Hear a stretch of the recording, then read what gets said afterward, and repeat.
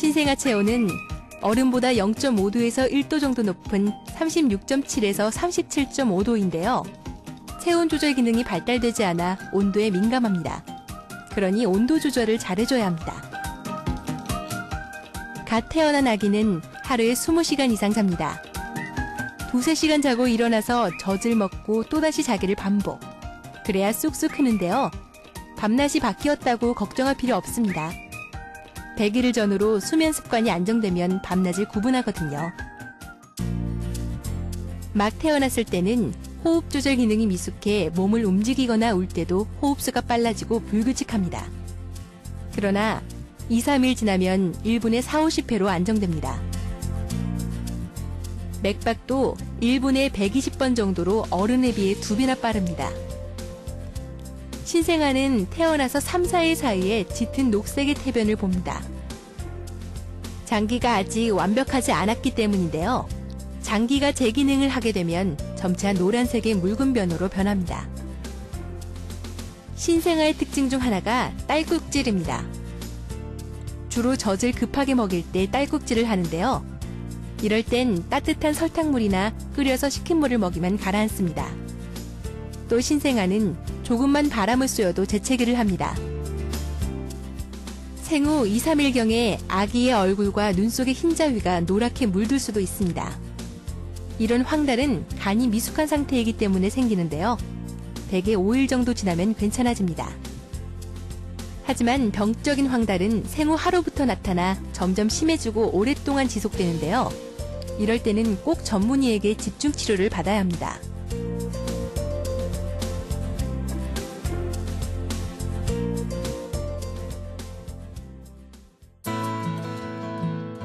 출생 직후 처음 접하는 환경은 따뜻하고 안락했던 엄마의 뱃속과는 많이 달라요.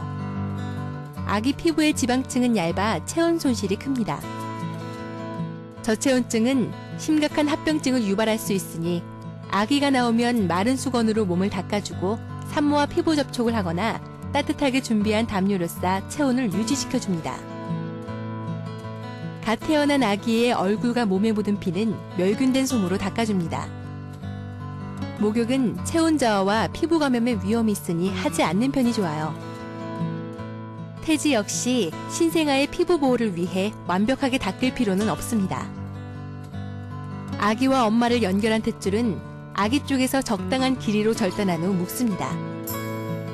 아기의 배꼽에 붙어있는 탯줄은 거즈에 알코올을 묻혀 닦아주고 건조하고 깨끗하게 유지하는데요. 일정 시간이 지나면 저절로 떨어집니다. 예방접종 때는 아기의 건강 상태를 잘 체크하세요. 접종 전에 반드시 아기의 체온을 재고 평소와 다르면 의사와 상의합니다. 가급적 오전 중에 접종을 받아 혹시 모를 부작용에 대비해 신속하게 조치할 수 있도록 합니다.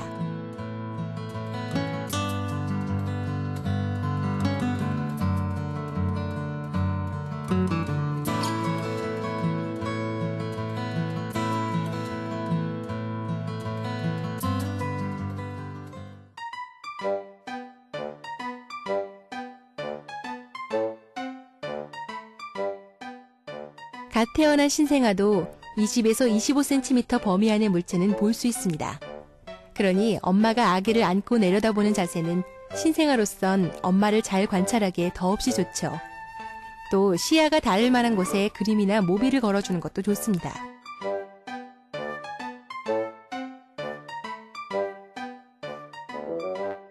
신생아는 단맛을 좋아하고 신맛과 쓴맛을 싫어합니다. 짠맛은 3~4개월쯤 되면 구별하죠. 신생아는 고음을 잘 들으며 엔진 소리, 북소리처럼 일정한 리듬을 지닌 소리, 얼러주는 부드러운 억양을 좋아합니다. 그러니 평소 젖을 먹이거나 재울 때 노래를 불러주거나 음악을 틀어주면 청각 발달에 효과적이겠죠. 후각은 오감 중 가장 발달한 감각인데요. 신생아는 엄마 채취와 젖 냄새에 민감합니다. 또 탄 냄새나 톡 쏘는 냄새 등 좋지 않은 향을 싫어해 불쾌한 냄새가 나면 울음을 터뜨리기도 합니다. 신생아는 매우 예민한 촉각을 지녔기 때문에 부드럽게 쓰다듬고 만져주는 것이 좋습니다. 부드러운 스킨십만으로도 성장 호르몬이 나오고 면역 체계가 발달해서 아기가 건강해집니다.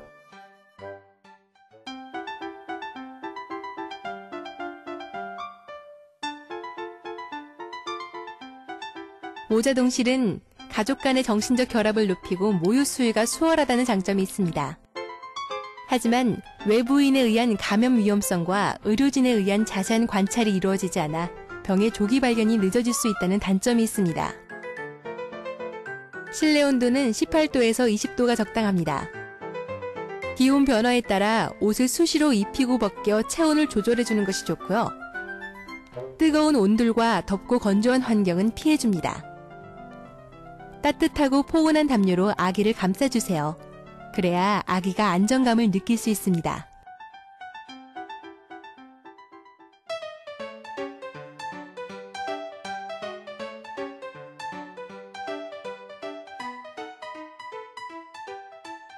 먼저 아기를 편안히 누이세요. 가제수건이나 유아용 물티슈 등을 사용하여 구석구석 깨끗이 닦아주세요. 이때 같은 부위를 여러 번 닦아내면 아기 피부를 상하게 할 수도 있으니 주의하시고요. 여자 아기는 반드시 앞에서 뒤로 닦아주세요. 아기의 엉덩이가 보송보송하게 마를 때까지 기다렸다가 짓무름을 방지해주는 유아용 파우더로 톡톡 가볍게 쳐주세요. 아기의 발목 윗부분을 잡고 살짝 들어올린 후 기저귀 커버를 깔고 기저귀를 엉덩이 밑에 깔아주세요. 이때 아기의 다리는 원래 M자형으로 구부러져 있으니 항상 이 형태를 유지하고 무리하게 들지 마세요. 잘못하면 고관절 탈구를 일으킬 수도 있습니다. 배 쪽 아랫부분에 기저귀 커버에 테이프를 붙이고 배 부분은 손가락이 2개 들어갈 수 있을 정도의 여유를 주는 것이 좋습니다. 마지막으로 기저귀에 접힌 부분은 없는지 꼼꼼히 살피면 기저귀 갈기 끝!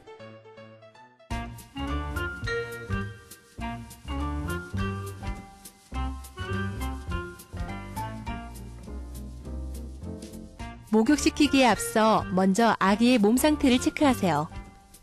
열이 있거나 피곤해 보이면 전신 목욕은 피하는 게 좋아요. 이럴 때는 따뜻한 물수건으로 잘 닦아주기만 하면 됩니다. 아기 욕조에 물을 받으세요. 온도는 38도에서 40도가 적당한데요. 팔꿈치를 담가봐서 따뜻한 느낌이 들면 됩니다. 먼저 머리를 감기세요. 이때 한 손으로 아기의 목을 잘 받치고 같은 손으로 귀를 잘 오므려주어 귀에 물이 들어가는 것을 막아주시고요. 머리카락은 뒤로 쓸어주며 닦아준 후 바로 마른 수건으로 물기를 닦아주어 아기가 감기에 걸리지 않도록 합니다. 한 손으로 아기를 받치고 젖은 가제수건으로 아기의 얼굴 구석구석을 닦아줍니다. 가슴과 배를 손으로 원을 그리듯 닦아주고 아기를 엎어놓은 상태에서 등과 엉덩이를 씻기세요. 이때 피부가 접히는 곳은 특히 잘 닦아줘야 합니다. 여자아이일 경우에는 음순주의를, 남자아이일 경우에는 보완주의를 특히 신경 써서 씻겨주세요. 따뜻한 물을 살짝 부어 헹구어주고 아기를 욕조에서 꺼내 큰 수건으로 감싼 후 마사지를 하듯 눌러 물기를 닦아줍니다. 물기를 충분히 닦고 엉덩이와 겨드랑이, 목에 유아용 파우더를 가볍게 두드려주면 목욕 끝! 부부가 만나 사랑의 결실인 자녀를 낳으면 그 기쁨을 이루 말할 수 없겠죠? 하지만 첫 아기의 육아는 아무래도 당황하는 일이 많기 마련입니다. 이럴 때는 당황하지 마세요. 침착하게 여유 있는 마음으로 아기를 대하고 보살피면 걱정스러운 일은 절대 일어나지 않습니다.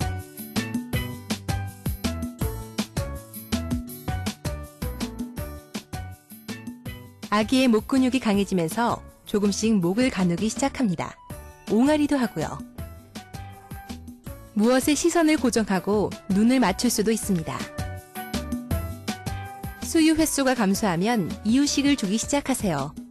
4개월이 되면 뒤집기를 하기도 하고요. 뭐든지 입으로 가져갑니다. 이가 나기 시작하고 이 시기엔 슬슬 고집도 부리기 시작하는데요. 딸랑이를 집어던지기도 합니다. 미세 운동이 발달하고 활기 있는 놀이를 좋아하는 시기입니다. 돌쯤 되면 첫걸음말을 시작합니다. 새로운 종류의 놀이에 관심을 보이고요. 이 시기엔 분리불안이 심해 떼어놓기가 어렵습니다. 더 많은 말을 배우려는 시기인 만큼 모든 사물에 이름을 붙여주며 유구하는 것이 좋습니다. 우유 줘 등과 같은 간단한 문장을 구사할 수 있게 됩니다. 혼자 옷을 벗을 수도 있고요. 칫솔질도 하죠. 사물을 분리하여 정리하기도 하고 주변 사람들의 행동을 모방하기도 하는 시기인데요. 이때 좋은 행동을 가르치면 배우게 됩니다. 불안하게나마 뛰기 시작하는 시기입니다. 먹을 수 있는 것과 없는 것을 구별하고요. 10개 정도의 단어를 사용해서 말을 하고 대소변을 가립니다. 또 손님이 있을 때 밉게 굴기도 합니다. 20개월쯤 되면 과격한 행동을 하기도 합니다. 물건을 집어던지거나 바닥에 주저앉아 고집을 피우기도 합니다. 또 성기를 만지며 놀기도 하는데요. 이때는 나무라지 말고 자연스럽게 다른 쪽으로 관심을 두도록 하는 것이 좋습니다. 또래 친구들과 잘 노는 시기인데요. 남성과 여성의 차이를 인식합니다. 또 추상적 사고와 숫자의 개념을 이해하기 시작하는데요. 이 시기엔 아이와 많은 말을 주고받아 두뇌를 자극해주는 것이 좋습니다.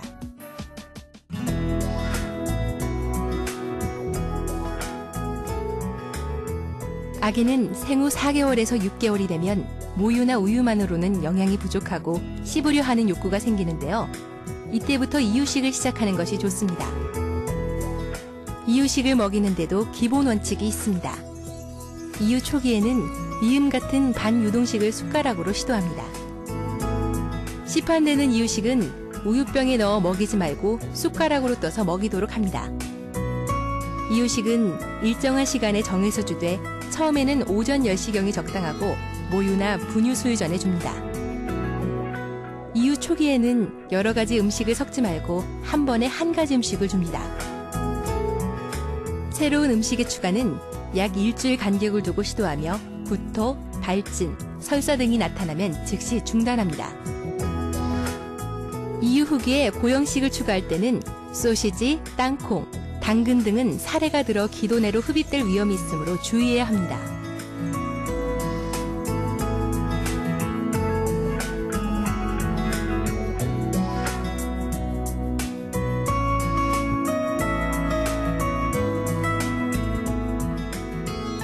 아이에 대한 죄책감과 불안감 때문에 하루에도 몇 번씩 일을 그만둘까 고민 중인 워킹맘들이 알아두면 좋을 아이 잘 키우는 특급 노하우.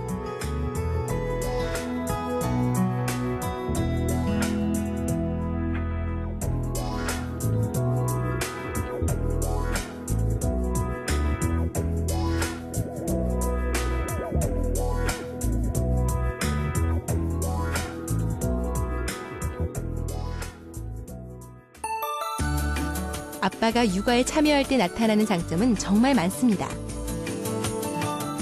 아기와 아빠의 유대관계 형성에 도움이 되고요. 엄마, 아빠의 상반된 육아 방식은 아기의 정서를 풍부하게 발달시켜줍니다.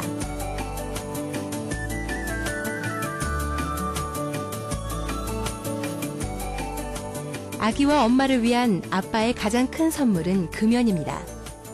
간접 흡연이 나쁘다는 건 다 아실 텐데요. 담배를 피우고 싶을 때 아기의 얼굴을 한번 떠올려 보세요. 그리고 과감히 끊으세요. 할 수 있습니다.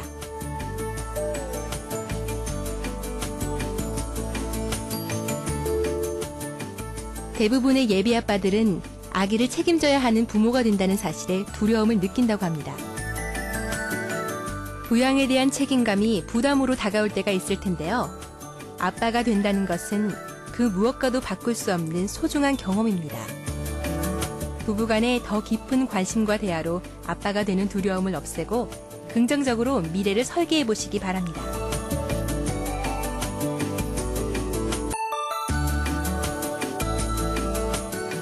아이 육아는 부부가 함께해야 합니다. 그렇게 하면 아내의 육아 부담도 덜어줄 수 있고 아이에게 아빠의 존재도 알릴 수 있습니다.